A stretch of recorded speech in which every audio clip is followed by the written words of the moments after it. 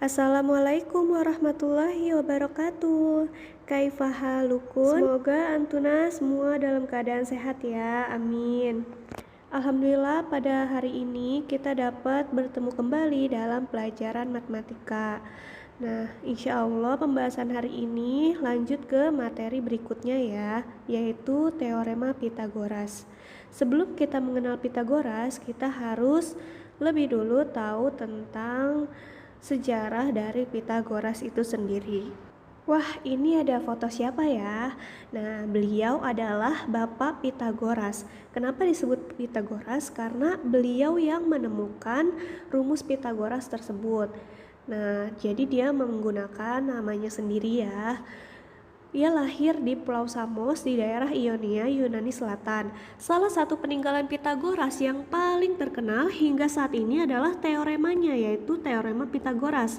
Teorema Pitagoras menyatakan bahwa kuadrat sisi miring suatu segitiga siku-siku sama dengan jumlah kuadrat dari sisi-sisi yang lain. Nah, untuk lebih jelasnya nanti kita masuk ke materi ya.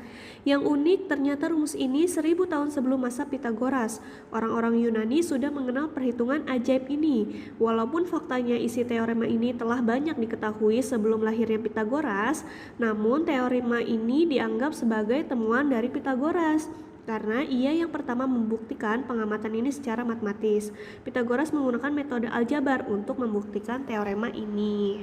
Kemudian, teorema Pitagoras banyak dimanfaatkan dalam kehidupan sehari-hari. Salah satu diantaranya dalam bidang pertukangan. Seorang tukang yang akan membangun rumah biasanya mengukur lahan yang akan dibangun. Tukang tersebut memastikan bahwa sudut-sudut pondasi bangunan benar-benar siku-siku dengan cara menggunakan segitiga dengan kombinasi ukuran sisi 60 cm, 80 cm, dan 100 cm. Ada juga pengalaman dari dosen ibu, beliau membangun rumah sendiri. Jadi hitung-hitungannya itu beliau hitung sendiri ya. Jadi kayak perlu atapnya berapa senti. Nah, itu karena beliau ahli matematika jadi bisa menerapkannya. Semoga Antuna juga kedepannya bisa menerapkannya ya dalam kehidupan sehari-hari. Nama suatu teori yang ditemukan oleh seorang ahli matematika bangsa Yunani bernama Pitagoras. Teori ini dijelaskan sebagai berikut. Pada setiap segitiga siku-siku, maka berlaku C kuadrat sama dengan A kuadrat ditambah B kuadrat. A itu adalah panjang sisi tegak, B itu panjang sisi datar atau alas, C panjang hipotenusa atau sisi miring. Kalau digambarkan seperti ini ya segitiganya, jadi segitiga siku-siku. Sehingga yang A ini sisi tegak, B ini sisi datar atau alas, dan C ini adalah hipotenusa atau sisi miring. Kita lanjutkan bagaimana sih pembuktian teorema Pitagoras. Berikut ini salah satu pembuktian memeriksa kebenaran teorema Pitagoras. Di sini sudah ada 3 gambar. Nah, kita akan bahas masing-masing gambar ya. Pada gambar ini ada 2 bangun persegi, yaitu persegi ABCD. Ini bisa kalian lihat A, B, C, D, dan persegi E, F, G, H. Dari kedua persegi ini kita buktikan nanti teorema Pitagoras itu terbukti benar atau tidak. Pada gambar yang pertama merupakan persegi ABCD dan EFGH. Nah, misalkan luas daerah persegi EFGH adalah, nah di sini EFGH ini sebagai C kuadrat. Kemudian kalau luas daerah persegi ABCD yang tadi A, B, C, D ini tadi sebagai A plus B kuadrat atau bisa ditulis A kuadrat plus 2AB plus B kuadrat. Nah, ini namanya aljabar ya. Caranya, perhatikan segitiga-segitiga yang mengelilingi persegi EFGH.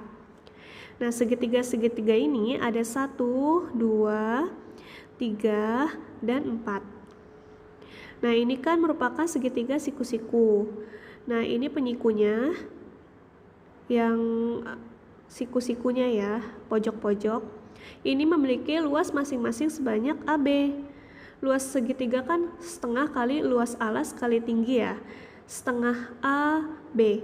A-nya dari sini ya, AB. Nah, kemudian jika gambar segitiga itu dijumlahkan, maka diperoleh setengah AB ditambah setengah AB ditambah setengah AB ditambah setengah AB, atau bisa ditulis 4 kali setengah AB. Jadi, keempat segitiga siku-siku itu dijumlahkan menjadi 2AB. Nah, sampai sini belum selesai ya. Selanjutnya, kita akan mengurangkan luas daerah itu tadi. Untuk membuktikan kebenaran teorema Pythagoras, luas daerah EFGH, nah ini tadi EFGH, itu sama dengan luas daerah ABCD yang besar ini dikurang luas keempat segitiga. Ini 1, 2, 3, dan 4. Luas daerah EFGH disimbolkan dengan apa tadi? C kuadrat ya. C kuadrat sama dengan luas daerah ABCD apa sih? Tadi A kuadrat plus 2AB plus B kuadrat. Kemudian luas keempat segitiga tersebut 2AB. Setelah itu C kuadrat sama dengan ini 2AB di sini. Ini kita kelompokkan dengan yang sejenis. Yang sejenis yang ini kan. Jadi A kuadrat plus 2AB dikurang 2AB plus B kuadrat. Sehingga ini habis 2AB dikurang 2AB.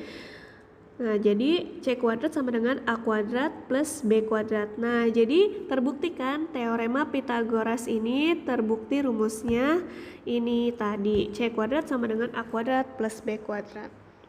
Dan selanjutnya ini perlu diingat, kita ingat-ingat kembali bahwa yang A ini adalah sisi tegak, B ini adalah sisi alas, dan C ini hipotenusa atau sisi miring.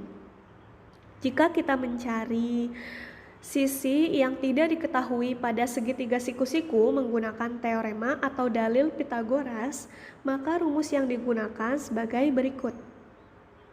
Yang pertama, untuk mencari hipotenusa atau sisi miring, C kuadrat sama dengan A kuadrat plus B kuadrat. Ini bisa ditulis seperti ini, C sama dengan akar A kuadrat plus B kuadrat. Nah, ini kalau misalkan kuadrat yang di C hilang, diubah jadi bentuk akar ya, seperti ini.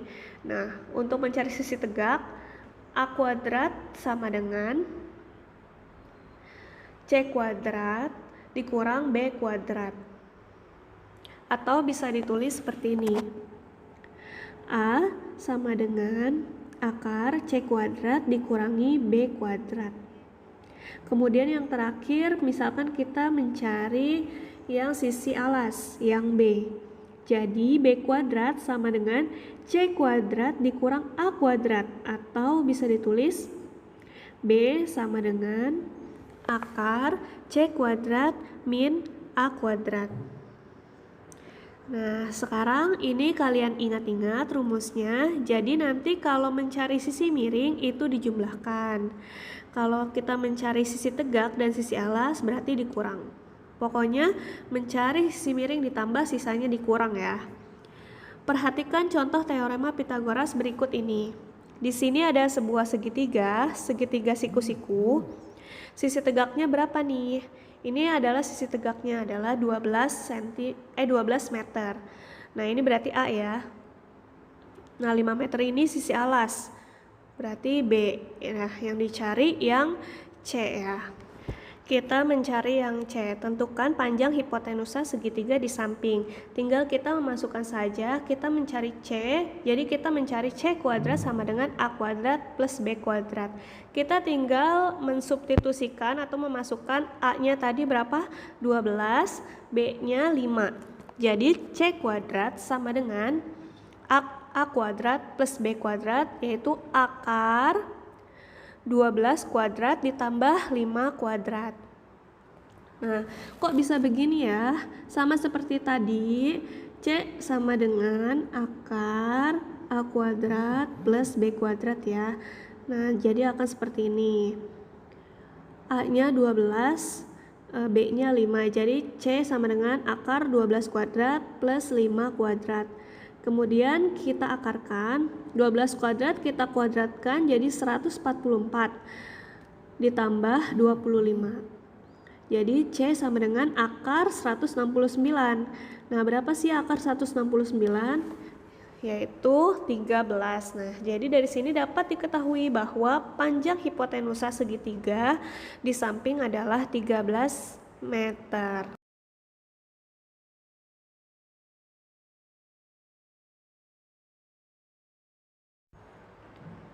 Kita lanjutkan ya ke nomor berikutnya. Di sini ada sebuah segitiga. Di sini ada sisi A yang ditanya. Nah, berarti sisi alasnya ini adalah 2,1 cm. Ini sebagai B ya. B itu berarti sisi alas. Terus ada sisi miringnya atau hipotenusa. Nah, ini 2,9 cm. Ini sebagai C. Tentukan panjang A segitiga di samping. Nah, rumusnya A kuadrat sama dengan C kuadrat min B kuadrat. Atau bisa juga kita tulis A sama dengan akar C kuadrat dikurang B kuadrat. Nah, di sini langsung aja kita substitusi. Angkanya A sama dengan 2,9 kuadrat dikurang 2,1 kuadrat. Nah, dihitung A sama dengan akar 4, A sama dengan 2. Jadi panjang A segitiga tersebut adalah 2 cm. Jadi kalian harus bisa ya hitungan kuadratnya. Oke, kita lanjut ke contoh soal berikutnya. Di sini ada trapesium siku-siku. Perhatikan trapesium ABCD ini trapesium siku-siku, tentukan panjang BC. Nah, kalian harus cari ini sisi miring ya atau hipotenusa.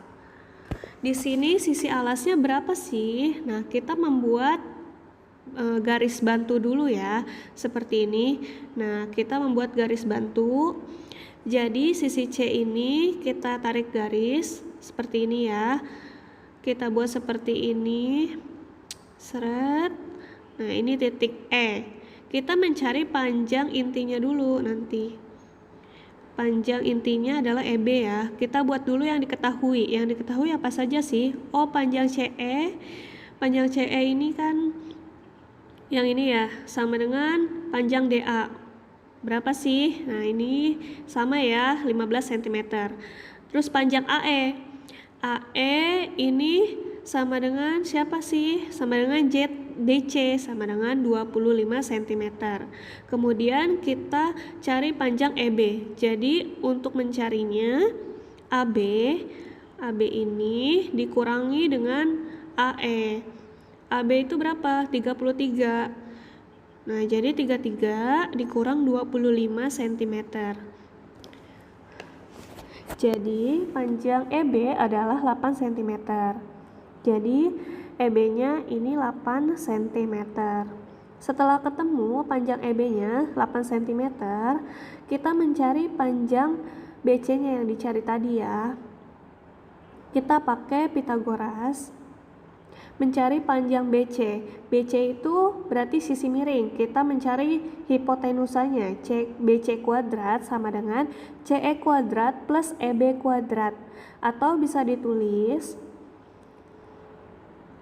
seperti ini ya. C kuadrat sama dengan A kuadrat plus B kuadrat.